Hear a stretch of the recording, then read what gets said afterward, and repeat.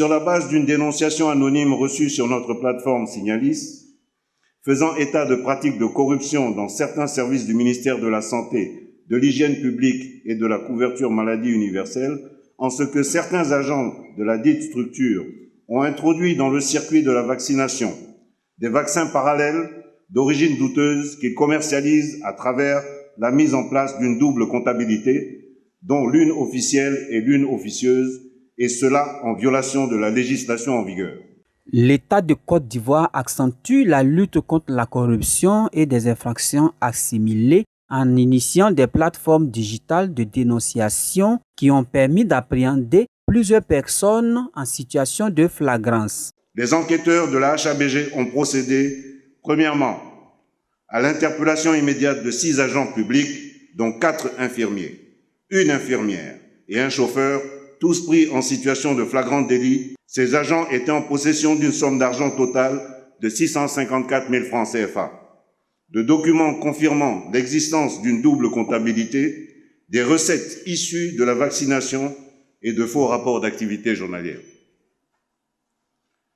À l'issue de cette perquisition, une autre perquisition a été conduite au domicile d'une des infirmières le 24 juillet 2023, chez qui il a été retrouvé, entre autres, 21 407 seringues, 701 produits de vaccination et une centaine de flacons vides de vaccins dans des conditions de conservation inadéquates. Dans cette dynamique d'intensification et de dématérialisation des outils de lutte et de dénonciation des actes de corruption et infractions assimilées, il est initié une autre plateforme digitale dénommée Spacia. Il est présenté aux étudiants et aux journalistes lors d'un atelier de formation. La corruption, c'est une gangrène, on va dire un peu, c'est un cancer. Donc un cancer, on sait ce que ça fait, ça ronge l'organisme. Donc la corruption ronge l'économie, le bien-être. C'est un frein au bien-être de la population. Donc il faut la combattre avec la dernière énergie, la dénoncer à quelque niveau que ce soit. Je pense que il faut les plateformes de ce genre-là, comme le Spacia, multiplier les initiatives pour faire en sorte que la lutte porte ses fruits. Ça a été très bénéfique parce que j'ai appris que la Côte d'Ivoire perd plus de 1400 milliards de francs CFA dans la corruption. Et donc, je pense que lutter contre la corruption va passer premièrement par le changement de la mentalité au niveau des chefs d'État jusqu'au plus bas niveau des jeunes.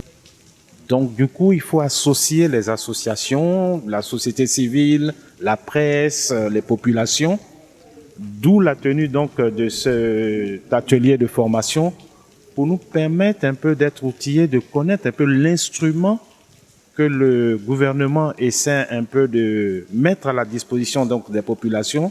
Le système Spacia, c'est une très belle initiative. Cependant, le fait qu'il n'y a pas d'exemplarité d'arrestation ou de coupables officiellement reconnus fait que les gens n'y croient pas. Que Spacia est un outil mis à la disposition des populations pour dénoncer tout acte de corruption dont elle est victime ou témoin. Donc pour dénoncer, vous avez à votre disposition 3 canaux.